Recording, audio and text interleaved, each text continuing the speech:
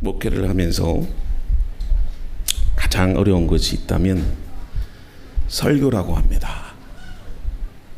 부목사 때는 몰랐는데 담임 목사를 하고 나서 정말 설교가 어렵구나, 그걸 느낍니다.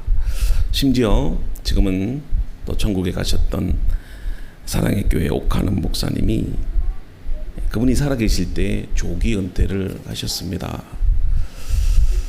조기 은퇴한 이유가 설교 준비가 너무 힘들었다고 해요. 다른 말로 하면 건강을 해칠 정도로 이 설교 한 편을 작성하기가 그만큼 힘들었다고 해요. 여러분, 주의 종이 이 강대상에서 선포되는 그 말씀 하나가 얼마나 깊은 기도와 영감과 하나님의 은혜 속에서 여러분들 선포되는지를 알아야 돼요. 그냥 세상 사람들처럼 뭐 한 편의 글쓰기를 해서 이곳에서 여러분들 말씀을 전하는 게 아닙니다. 설교는 사람의 생명을 살리는 말씀이기 때문에 정말 힘들어도 여러분들에게 이 말씀을 전하기 위해서 목사님들이 많은 노력을 해요. 그래서 옥하는 목사님도 한 편의 설교를 준비하기 위해서 30시간. 담임 목사님이 저 같은 경우에는 보통 일주일에 10편 정도 해요. 30시간이라면, 한 편은 준비하는데 30시간이라면 정말 이 설교에 최선을 다했다, 그렇게 표현할 수밖에 없어요. 그래서 아마도 이 설교에 대한 중압감 때문에 어려워서 조기 은퇴를 했다고 해요. 그래서 그분의 그 설교 가운데 2007년에 이 월드컵 경기장에서 한국교회 대부흥 100주년 그 기념 대회가 있었는데 거기서 이 설교를 합니다. 그래서 요한계시록에 나타난 이 사대교회,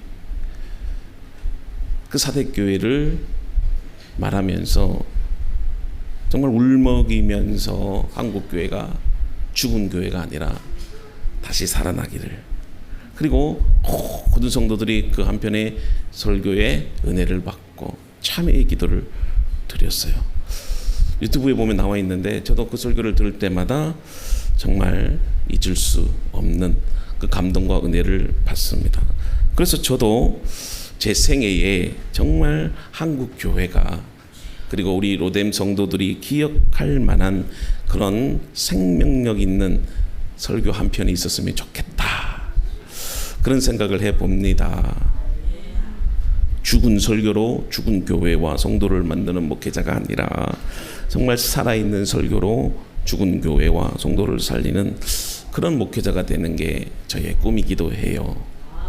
왜 오늘 제가 이 설교에 대해서 얘기를 드리느냐, 오늘 제가 여러분들에게 단 한 편의 설교로 초대 기독교 역사에 있어서 큰 영향력과 그리고 생명을 끼친 그 위대한 설교를 여러분들이 만나게 될 거예요. 앞으로 몇 주에 걸쳐서 이 설교를 하게 될 텐데요, 저도 이 스테반 집사님처럼 한 편의 설교를 하더라도 정말 이런 설교를 하고 싶다, 그런 깨달음을 얻게 돼요. 여러분, 스테반의 설교는 사도행전에서 가장 긴 설교예요. 사도행전을 기록한 이 누가도 아마 이 한 편의 장엄하고도 그리고 멋지고 감동적인 그 은혜의 설교를 후대에게 소개하고 싶었을 것 같아요. 특히 그는, 여러분, 스테반 집사님은 사도가 아닙니다. 예수님의 제자가 아니었다는 말이에요. 단지 그는 사도들로부터 복음에 대한 가르침을 배웠어요. 근데 이런 놀랄만한 설교를 한 겁니다. 근데 말씀을 보니까 스테반 집사는 물론 7 집사님들도 동일했겠지만 은혜와 권능이 충만한 사람이었다라고 그렇게 기록하고 있어요. 큰 기사와 그리고 표적을 백성 중에 행한 사람이잖아요. 그런데 그는 이 예루살렘에 있는 성도들을 위해 수고했던 히브리파 유대인이 아니고 헬라파 유대인이었어요. 그런 이 스데반 집사가 성령의 권능에 힘입어서 담대하게 하나님의 말씀을 전해요. 그래서 여러분들도 저에게 어떤 지식적이고 논리적인 설교보다는요, 정말 성령에 힘입어서 제가 여러분들에게 말씀을 전할 수 있도록 기도해 주셔야 돼요. 얼마나 큰 영향력을 주었는지 그 스데반 집사의 설교를 듣는 모든 사람들이 가슴이 큰 찔림이 됐다고요. 그런데 여러분, 찔림이 되면 사람들은 하나님 앞에 회개해야 되잖아요. 엎드려야 되는데 이를 갈고 분노를 느끼며 혈기를 부립니다. 결국은 스데반 집사님을 죽이려는 마음까지 갖게 돼요. 여러분, 제가 지난 시간에도 말씀을 드렸지만 유대인들은 로마의 속국이에요. 한 사람을 처형하기 위해서는 누구의 허락을 받아야 돼요? 로마 총독의 허락을 받아야 됩니다. 그래서 살인에 대한 것은 반드시 재판을 통해서 죽여야 돼요. 근데 그건 유대인의 재판이 아니고 로마의 재판이에요. 그래서 베드로가 총독 앞에 가잖아요. 자신을 변호해요. 마찬가지잖아요. 근데 얼마나 그들이 분노와 치를 떨었는지 그 과정을 다 생각해버리고 스데반 집사님을 돌로 쳐 죽입니다. 이건 분명히 위법이에요. 근데 이 한편의 설교로 스데반 집사가 죽어요. 순교를 당해요. 그러나 여러분 보세요. 그 순교의 피가 이제 이 복음의 물결이 유대를 넘어 사마리아와 땅끝까지 흘러가는 데 있어서 지대한 공헌을 합니다. 그러므로 여러분들, 설교가 어떤 중요성을 갖고 있고, 그리고 그 속에 담긴 우리가 메시지를 살펴봄으로써 우리가 주시는 그 하나님의 은혜를 함께 나누고자 합니다. 자, 스데반의 설교가 여러분들 1절에서 7장 1절에서 53절까지 나오는데요. 자, 이것은 예수님의 이 제자들의 설교보다도 훨씬 긴 설교 분량입니다. 자, 사도행전 속에는 여러 사람의 설교가 나와요. 특히 베드로, 바울, 그리고 빌립, 이런 믿음의 사람들의 설교가 나오는데, 어쩌면 이 본문에서 스데반의 설교는 다른 제자들의 설교보다도 제 개인적이지만 더 훌륭하고 감동과 은혜의 설교다, 그렇게 평가할 수 있다고 저는 생각해요. 왜냐? 이 한편의 설교로 죽음을 맞이하기에. 여러분, 사도들이야 예수님으로부터 직접 말씀을 들었으니까 설교하기에 당연하겠지요. 그러나 여러분, 스데반 집사님은 어떤 사람이라고요? 헬라파 유대인입니다. 그리고 교회가 필요로 해서 성도 가운데 안수해서 세운 안수 집사님이에요. 그래서 교회의 일을 맡겼잖아요. 그는 히브리파 유대인이 아닙니다. 지금으로 말하면 모태신앙이 아니에요. 중년의 나이에 전도가 되어서 초대교회 성도가 된 이방인이에요. 어떻게 보면 유대인 출신이지만 철저히 이방인화된, 예, 그 스데반 집사가 설교를 한 거예요. 근데 그냥 설교가 아니라 목숨을 건 설교였어요. 저도 설교 한 편 할 때 내일이 없다라는 각오로 설교를 해야 되겠다, 그런 마음을 좀 가져봐요. 그럴 때 성도들이 감동을 받지 않을까, 그런 마음으로 여러분 설교를 준비한다면 은혜로운 설교가 되지 않을까요? 여러분, 스데반 집사님의 이 설교를 들어보면 얼마나 담대합니까? 그리고 이 성서에 대해, 성경에 대해서 얼마나 이렇게 정리된 시각을 가지고 있어요. 논리가 정연하고, 설교의 논리가 정연했다는 말이 좀 이상하게 들릴 수도 있지만 정말 은혜롭고 감동적이고 힘이 있고 또 눈물도 나오는, 잘 보면 정말 깊은 그런 어떤 성경 지식도 있어요. 그래서 그 어떤 사도보다도, 그 어떤 선지자보다도 하나님 나라의 복음을 아주 감동적이고 또 은혜롭게 설교를 합니다. 저는 오늘 이 본문의 말씀에서 우리 그리스도인들이 좀 교훈을 얻어야 될 메시지가 있다고 생각해요. 우리는 너무 성경에 대해서 무지하다는 거, 너무 몰라요. 여러분들 너무나도 얕은 물가에만 있는 것 같아서 안타까울 때가 있어요. 여러분들이 정말 시냇가에 심기운 나무라면 그 뿌리가 깊이 깊이 내려져서 풍성한 열매를 맺어야 되는데 열매가 없어요. 그리고 몰라도 너무 모른다. 스데반 집사님처럼 여러분들이 그런 열정적이고 감동적인 은혜로운 설교를 하지 못한다고 하더라도 최소한 성경에 대해서 기초적인 지식은 있어야 하지 않겠습니까? 그뿐만이 아니라 복음을 전하려고 하는 뜨거운 열정, 그 노력도 우리에게 있어야 한다는 거겠죠. 오늘날 성도들의 가장 큰 문제가 뭔 줄 아세요? 영적 어린아이에 머무른다는 거예요. 사도 바울은 고린도전서 13장 11절과 에베소서 4장 14절에서 다음과 같이 얘기하잖아요. 내가 어렸을 때에는 말하는 것이 어린아이와 같고 깨닫는 것이 어린아이와 같고 생각하는 것이 어린아이와 같다가 장성한 사람이 되어서는 어린아이의 일을 버렸노라. 이는 우리가 이제부터 어린아이가 되지 아니하며 사람의 괴술과 간사한 유혹에 빠져 모든 교훈의 풍조에 밀려 요동치 않게 하려 함이니라. 성도는요, 성장하고 성숙해야 돼. 성숙이라는 말은 우리가 하나님을 온전히 알므로써 우리의 삶의 변화가 나타나야 된다는 말이죠. 그 중에서도 여러분 하나님 말씀에 대한 지식이 좀 필요해요. 언제까지나 여러분들 어린아이처럼 목사님이 주는 것만으로도 여러분들 입으로만 먹으려고 하셔요.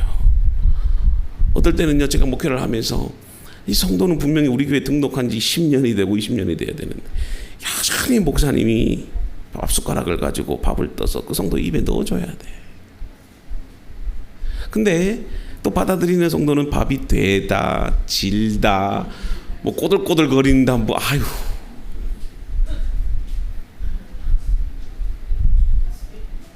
언제까지 목사님이 주는 것으로만 여러분들 받아들이고 성경을 읽다가 모르는 것이 있으면 목사님 카톡 좀 보내시고 또 질문도 하시고 그리고 참 모르면 인터넷 검색도 좀 해보시고 요즘 인터넷 검색이 뭐 이단들도 많이 있긴 있는데 좀 의심스러울 때는 목사님한테 물어보시고 그리고 시간이 나면 극동방송도 좀 들으시고 또 CTS나 CBS 또 방송도 좀 보시고 초신자라면 이해를 하는데 어느 정도 여러분들 경륜이 있는 성도라면 성경을 들을 때 목사님이 어떤 메시지를 담고 있는지 주제 파악을 잘해야 될 거 아니에요.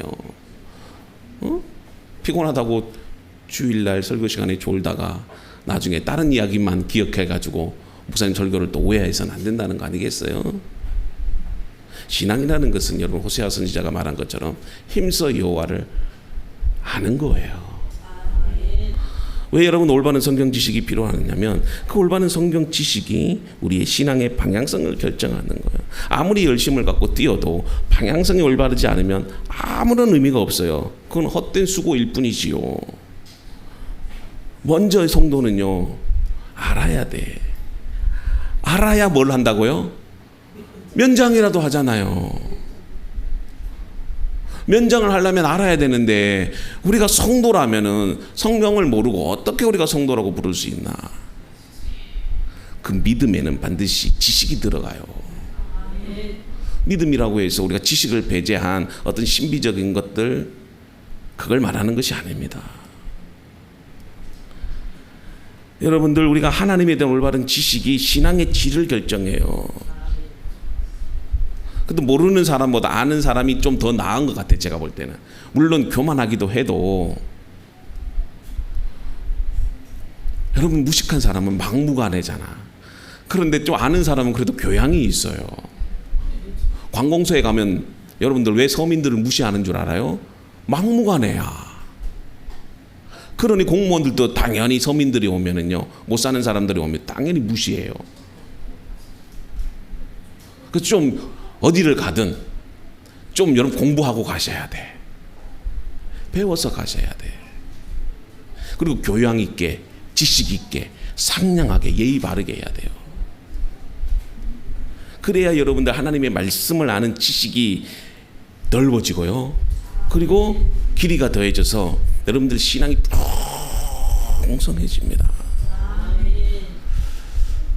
다시 오늘 스데반 집사님의 말씀으로 돌아가면 이 스데반 집사님은요, 설교를 하는데 아브라함부터 시작해서 솔로몬까지 이스라엘의 역사를 쭉 다녔는데 거침이 없어요.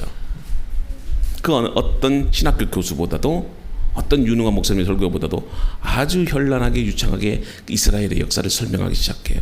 아브라함부터 시작해서 이삭, 야곱, 요셉, 모세, 다윗, 솔로몬까지 그 역사가 적어도 1000년 동안의 그 이스라엘 역사를 이 한 편의 설교에 말하고 있어요. 그래서 아브라함이 BC 2000년 전의 인물이잖아요. 그리고 솔로몬이 BC 900년의 인물이기 때문에 약 1100년까지의 그 긴 이스라엘 역사를 스데반이 말하는 겁니다. 그래서 먼저 이스라엘에는 4명의 족장이 있잖아요. 아브라함, 이삭, 또 누굽니까? 야곱, 그 다음에 요셉. 자, 이 4명의 족장에 관한 기사가 1절부터 16절까지 나와 있어요. 근데 이 짧은 구절을 통해서 스데반은 실제로 이 창세기 앞부분에 나타난 1장부터 11장까지의 그것을 제외한 이 창세기 전부를 이야기를 해요. 여러분 1000년 동안의 그 긴 역사적 스토리를 단 몇 구절로 얘기를 해요. 여러분 여기서 제가 영감을 얻었는데 멋진 설교는 긴 메시지를 아주 짧게 몇 구절로 요약하는 거, 정리를 잘하는 거, 이게 여러분 능력이고 은사다. 그래서 제가요 이 스데반 설교를 준비하면서 저도 이 설교에 대한 그런 것들을 많이 깨달아요. 요약을 잘해야 된다. 스데반 집사가 궤관하는 아브라함 생에 있어서 가장 중요한 2가지 단어가 있는데, 첫째가 뭐냐? 약속이고 둘째는 믿음이에요. 여러분 함께 우리가 아브라함의 생애를 개괄해 보도록 하는데요. 2절부터 8절까지 나오는데, 하나님께서 메소포타미아에서 있을 때에 그 아브라함을 불러내십니다. 그리고 그가 하나님의 약속한 대로 하란으로 가요. 그래서 하란에서도 잠시 머물렀는데 그곳에서도 하나님께서 내가 내게 지시할 땅으로 가라 그렇게 말씀합니다. 그리고 가나안에 도착해서도 하나님이 동일하게 아브라함에게 말씀하시고, 그리고 잠시 애굽으로 갔을 때도 동일하게 말씀을 합니다. 자, 왜 이런 말을 스데반 집사님이 설교를 통해서 하는 걸까? 유대인들은 하나님을 성전에만 계시는 분으로 생각하고 믿었다는 거예요. 지금 스데반 집사님이 설교를 통해서 그들의 헛된 이 성전에 대한 개념을 비판하는 거예요.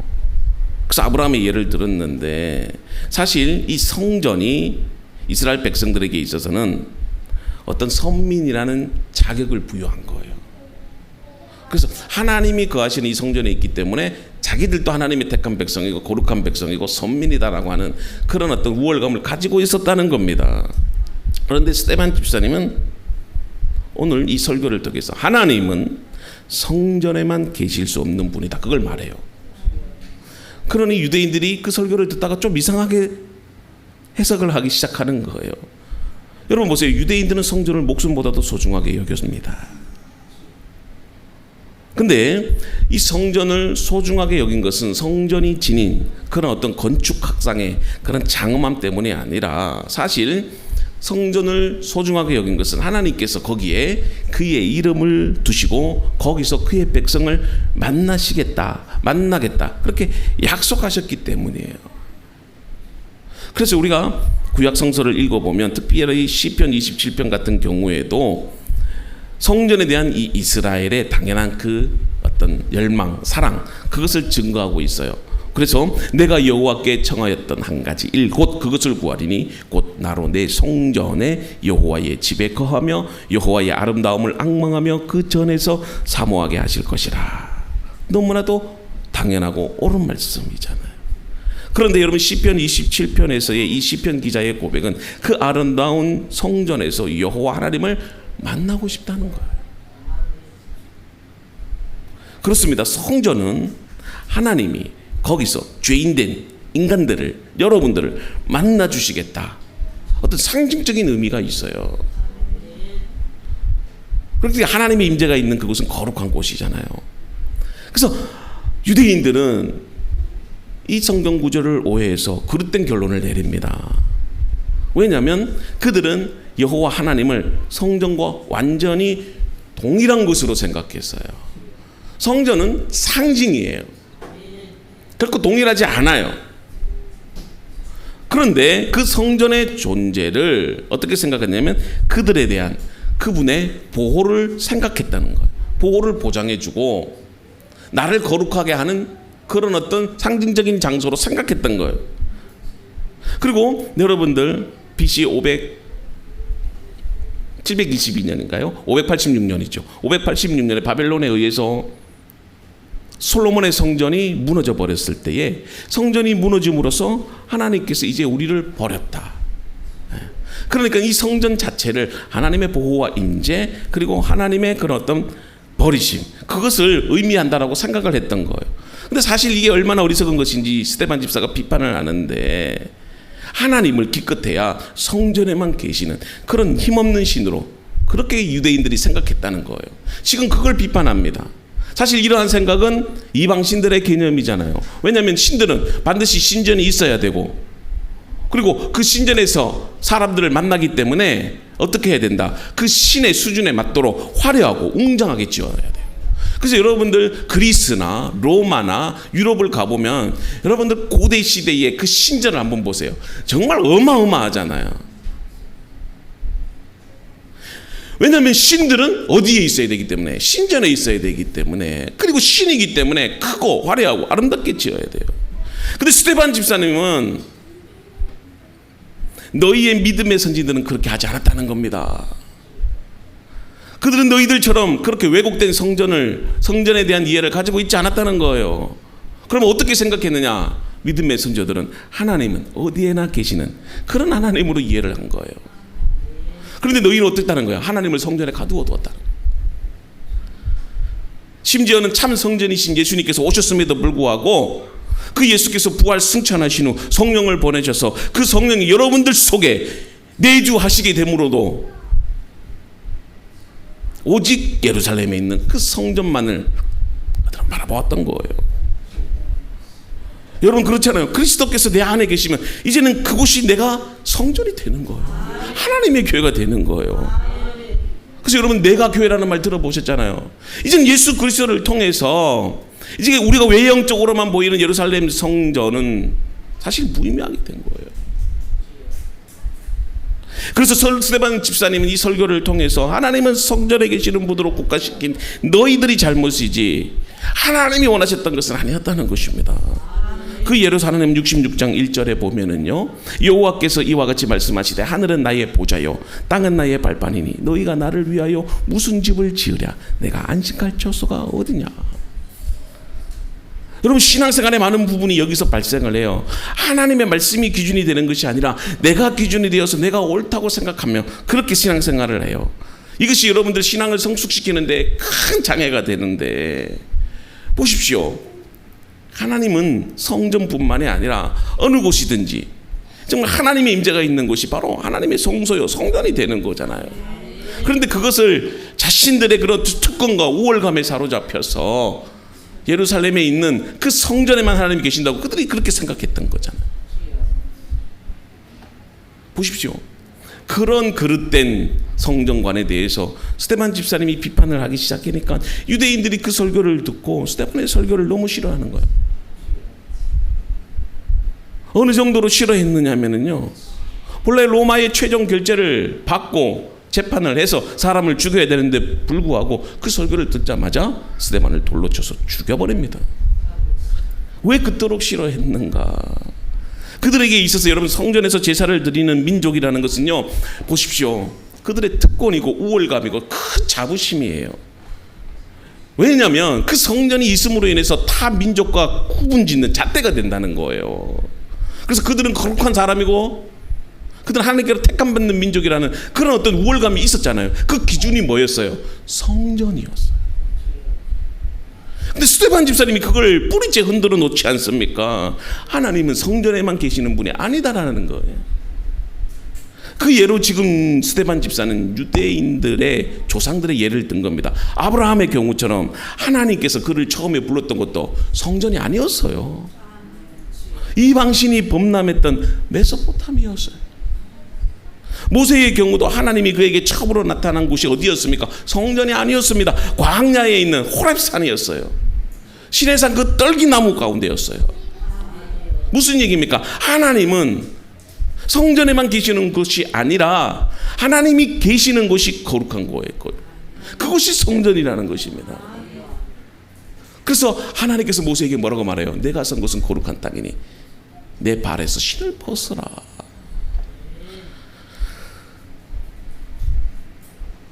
우리가 만일 하나님이 예배당 안에 계시기 때문에 예배는 원칙적으로 예배당에서 드려야 된다는 생각을 갖고 있다면 사실 이건 잘못된 겁니다. 내가 어디에 있든 그곳이 주님이 함께 하시면 그것이 그곳에서 여러분들이 살아가는 삶의 방식이 예배인 거예요. 자, 그럼 이런 질문이 있겠죠. 그러면 이제 목사님 다음 주부터 예배당 안 나와도 되겠네요. 절대 아닙니다. 예배당에서 예배를 드려야 돼요. 일상의 삶으로서 예배가 중요하기는 해도 교회에서의 예배를 포기할 수 없는 이유는 예배 자체가 갖는 신비로움에 있어요. 교회의 예배는 하나님과 인간의 만남을 신비적 의식으로 재현한 겁니다. 그 속에서 우리에게 주신 하나님의 은혜가 있어요. 모든 예배의 순서는요 그냥 만들어진 게 아닙니다. 목사님이 이렇게 했으면 좋겠다, 절대 그렇지 않아요. 교회를 세우는 것도 예수 그리스도시고 그 교회가 지금까지 이 예배라고 하는 그런 어떤 의식을 만들기 위해서 수많은 사람들이 목숨을 흘렸고요, 그리고 이단의 유혹으로부터 신앙을 지키기 위해서 이 예배의 형식을 만들어 온 거예요. 그거는 사람의 노력과 애씀으로 된 것이 아니고 어떤 교회가 사람들을 모아서 이렇게 하자 해서 한 것이 아니라 성령께서 교회를 세우시고 그 교회를 통해서 예배라고 하는 의식과 제도를 만드신 거예요.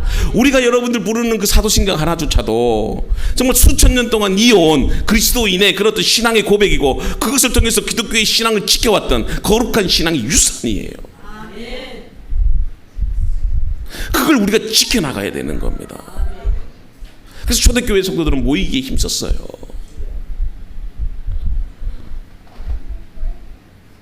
그래서 교회에서 예배는 우리가 하나님을 어떻게 섬기는지를 의식적으로 배우는 거예요.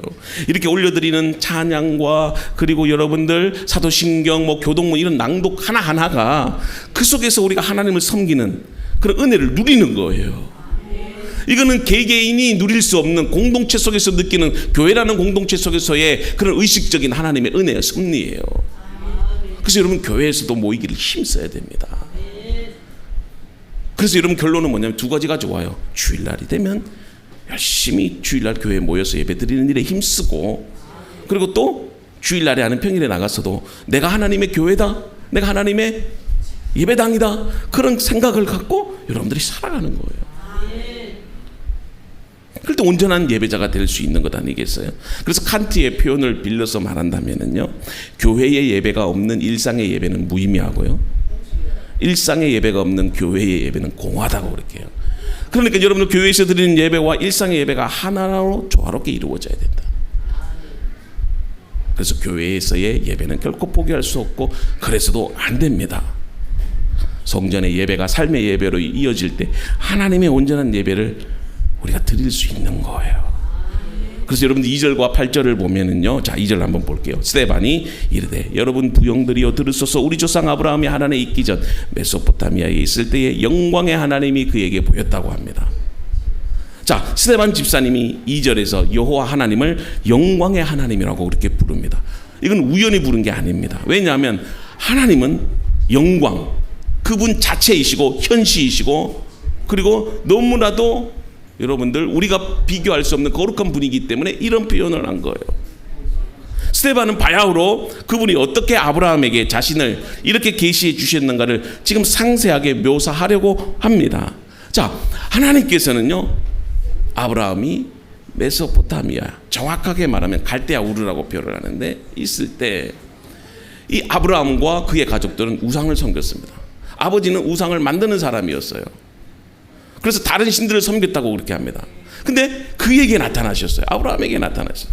이것은 전혀 아브라함이 자신의 인생에 계획한 것도 아니었고 오히려 한 번도 생각해 본 적이 없는 정말 예외적인 일이었어요. 그런데 그 하나님은 그러한 우상 숭배적인 그런 배경 가운데 아브라함에게 나타나셨어요. 그리고 뭐라고 말씀하십니까? 내 고향과 친척을 떠나 내가 너에게 보여줄 땅으로 가라. 그렇게 말씀하십니다. 그래서 여러분 보세요. 여기서 우리가 아브라함을 선택하신 것은 하나님의 절대적인 주권이고 은혜라는 거죠. 우리가 볼 때는 아브라함이 선택받을 이유와 조건은 전혀 없다라는 겁니다. 그러니까 아브라함은 사도 바울이 표현한 것처럼 신약적인 표현을 빌면은 아직 죄인 되었을 때에 하나님을 만난 거예요. 그래서 하나님께서 아브라함에게 자신을 뭐라고 계시하시죠? 또 그에게 이르시되 나는 이 땅을 내게 주어 업을 삼게 하려고 너를 갈대아 우르에서 이끌어낸 여호와로다. 하나님은 우르를 떠나 하란에 거하였지만 하나님은 그 우르에서부터 가나안 땅으로 향한 그의 여정을 시작하신 거죠. 그런데 스데반 집사님은 하나님은 그 안에 발붙일 만큼도 땅을 주지 않았다는 거예요. 분명히 하나님께서 메소포타미아에서 부르실 때 약속해 주신 거예요. 내 고향 본토 친척집을 떠나라. 그러면 내가 이 땅을 너희에게 주겠다. 그 땅을 주겠다 약속하셨어요. 근데 사실은 그 약속이 아직까지 성취가 되지 않았어요. 자, 그래서 5절에 보니까 그러나 여기에서 발붙일 만한 땅도 유업으로 주지 아니하고 다만 이 땅을 아직 자식도 없는 그와 그의 후손에게 소유로 주신다고 약속하셨으며. 보세요. 자기에게는 땅을 주시지 않았지만 그러나 그 대신에 후손들에게는 이 가나안 땅을 소유로 주시겠다. 그렇게 약속만 하셨다는 거예요. 자, 그러면 보세요. 후손이라고 했으니 이삭을 봅시다. 그럼 이삭이 약속의 땅을 유업으로 받았나요? 아니에요. 즉시 유산으로 받지 못했습니다. 왜냐하면 먼저 그들은 다른 땅에서 나그네로 살면서 거기서 400년 동안 종살이를 하면서 분명히 애굽 땅에서 괴롭힘을 받을 거예요. 종으로 살 거예요. 그들이 애굽에서 종살이한 것이 정확하게 430년이지만 스데반 집사님은 설교를 통해서 개략적인 숫자로 얘기를 해요. 그런데 보세요. 그들이 비참한 노예 생활을 애굽에서 하는 동안도 하나님은 그 약속하신 대로 그들을 잊어버리거나 그리고 그들을 버리지 않았다는 겁니다. 하나님은 끝내 그들을 간섭하셔서 그들을 종으로 그렇게 살도록 하셨지만 애굽을 심판하시고 그렇게 하심으로 모세를 통해서 그들을 속박의 상태에서 구원해 내신 거잖아요. 그래서 7절에 이렇게 표현합니다. 또 이르시되 종 삼는 나라를 내가 심판하리니 그 후에 그들이 나와서 이곳에서 나를 섬기리라 하시고. 지금 스데반 집사님 얘기하는 게 뭐예요? 하나님이 절대적으로 이스라엘 백성들에게 은혜를 베푸셨다는 거예요. 그리고 그 과정이 하나님께서 아브라함에게 약속하시기 위한 하나님의 뜻이 있었다는 거예요.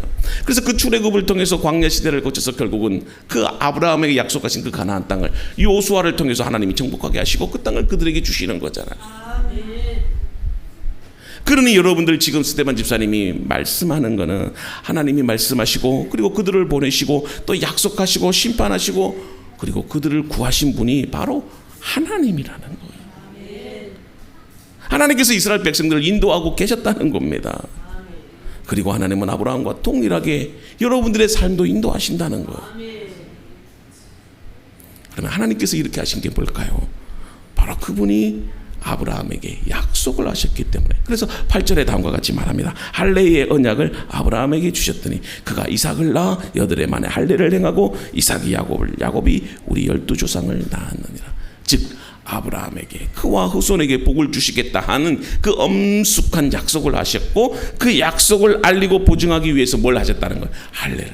그러니까 여러분들 할례가 먼저 아니고 하나님의 약속이 있었기 때문에 하나님께서 그 약속의 증표로서 할례를 허락하셨다는 거예요. 그러니까 율법이 먼저가 아니고 하나님의 은혜가 먼저고 하나님의 약속이 먼저다라는 거예요. 그러므로 거룩한 장소, 즉 성전이 존재하기 훨씬 이전에 거룩한 백성이 있기에 하나님께서 그들에게 약속하신 거예요. 근데 우리가 거룩한 백성이 되는 것은 우리가 자격이 있어서 잘나서 그렇게 하나님의 선민이 된 것이 아니고 하나님께서 일방적으로 우리에게 은혜를 베푸셔서 우리를 하나님의 자녀로 삼아주셨다는 거예요. 그래서 먼저 은혜가 있어야 돼요. 그리고 그 약속을 누구에게? 그 아들 이삭에게, 그 다음에는 그의 손자 야곱에게, 그리고 그 다음 그의 증손들인 12족장들에게 새롭게 하셨다고 그렇게 표현하고 있어요. 그러니 지금 스데반 집사님이 강조하고 싶은 말, 하나님은 어디에서나 자유롭게 나타나셨고 그것을 성전으로 삼으셨고 그 속에서 말씀하셨고 역사하셨다는 거예요. 그러므로 하나님을 어떤 특정한 공간 안에 가둘 수 없다. 그리고 아브라함과 그의 후손들에게 변함없이 약속하셨던 것처럼 오늘 예루살렘 성전이 없다 한다 할지라도 여러분들을 하나님의 성전으로 부르시고 그 속에 내주하심으로 여러분들을 어떻게 하셨다? 하나님의 교회가 되게 하셨다는 거예요. 사랑하는 성도 여러분, 오늘 결론을 맺어요. 여기서 우리는 두 가지를 보셔야 돼요. 그것은 아브라함을 다루시는 그 하나님의 손길에 있어서 핵심이 뭐냐? 사실 보세요. 조금 더 발붙일 땅을 그들이 아브라함에게 주신 것이 없지만 그럼에도 불구하고 아브라함은 믿음으로 받아들여야 할 하나님의 약속이었어요. 그리고 그 약속에 대해 하나님이 기대하셨던 게 뭘까요? 믿음이었어요. 우리가 잘 알고 있는 것처럼 하나님은 그러한 하나님의 약속을 믿었기 때문에 여러분 본향에 들어갈 수 있었지만, 그러나 그는 평생 나그네로서 외국인으로서의 삶을 살아야 했어요. 사실 오늘 본문에 등장하는 유대인들은요, 이 약속과 믿음에 있어서 사실 모두가 다 함량 미달인 사람들이에요. 여러분들도 하나님의 기준으로 볼 때는 다 함량 미달입니다. 그런 자들이 하나님을 성전에 가두어 두려고 했어요. 하나님을 그야말로 볼품없고 능력 없는 분으로 성전 안에 제한시켜 버리는 거예요. 제가 지난 시간에도 그런 말씀을 드렸잖아요. 은혜 위에 은혜가 더하더라. 하나님께서 은혜를 주시려고 해도 여러분들에게 차고 넘치도록 호하게 주시는 분이죠. 근데 우리를 기도하면 자꾸 하나님을 제한시켜요. 하나님 꼭 이렇게 해주셔야 돼요. 요것만 해주셔야 돼요. 요것만 해결해 주시면 내가 이렇게 할게요. 그게 뭐냐면 하나님을 제한하는 거예요. 하나님은 그 이상의 하나님의 복과 은혜를 주시려고 우리에게 계획하고 계시잖아요. 그런데 우리는 기도라는 것을 통해서 자꾸 하나님을 깎아내려 그 이상의 복을 주시기를 원하는데도 불구하고 요것만 해주세요. 요것만 해주세요. 그러나 먼저 그의 나라와 의를 구하고 교회를 위해서 기도하고 정말 하나님의 뜻을 구하며 신실하게 살아갈 때에 우리가 구하지 않는 것까지라도 하나님은 차고 넘치도록 채워주시는 분이잖아요. 그래서 여러분들 하나님을 성전에만 가둬두면 안 된다는 겁니다.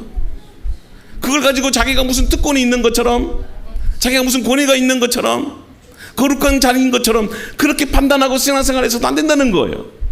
그게 스데반 집사님이 유대인들을 통해서 말씀하고 싶었던 거죠. 마치 거대한 건물만 지어놓으면 그 교회는 거룩한 교회다. 절대 그렇지 않아요. 성도들이 아무리 많아도 그 교회가 참 좋은 교회다. 결코 그렇지 않다라는 거예요. 성전을 외형적으로 판단하고 숫자로 판단하고 재정으로 판단한다. 그건 여러분 교회가 아닙니다. 내가 하나님의 부르심에 순종하며 그 약속의 말씀을 붙잡고 살아갈 때 내가 하나님의 교회가 되는 거예요. 여러분 그런 하나님의 교회가 되기를 바랍니다. 유대인들은 왜 그렇습니까? 그런 성전을 지어놓고 하나님이 그 속에 계셔야지만 자신들의 부가 보장이 된다고 믿었어요. 자신들의 권력이 유지된다고 믿었어요. 그래서 그 성전에 계시는 그 하나님을 통해서 자신의 이익과 만족과 권위만을 내세웠던 거 아니겠어요? 그걸 깨야 되는 거예요. 그걸 버려야 되는 거예요. 그런 성전은 하나님이 다 무너뜨립니다. 그래서 예수 그리스도께서 오셔서 하나님의 교회를 창조하신 거예요. 여러분 하나님의 약속의 말씀을 믿고 갑시다. 내가 하나님의 교회로 부름받았다는 그 사실을 확실하면 여러분들이 살아갈 수 있기를 바랍니다. 그래서 여기서 우리는 신실하신 하나님을 만나는 겁니다. 아브라함을 택하시고 인도하신 그 신실하신 하나님, 여전히 어떤 상황에서도 그 약속의 말씀을 이루시는 하나님, 내가 하나님의 교회로 부름받았습니다. 그런 신앙의 자세로 살아간다면 하나님의 은혜가 동일하게 여러분들에게도 임할 줄로 믿습니다. 이번 한 주간도 그런 믿음을 갖고 살아가는 저와 여러분들이 되기를 주님의 이름으로 축복합니다.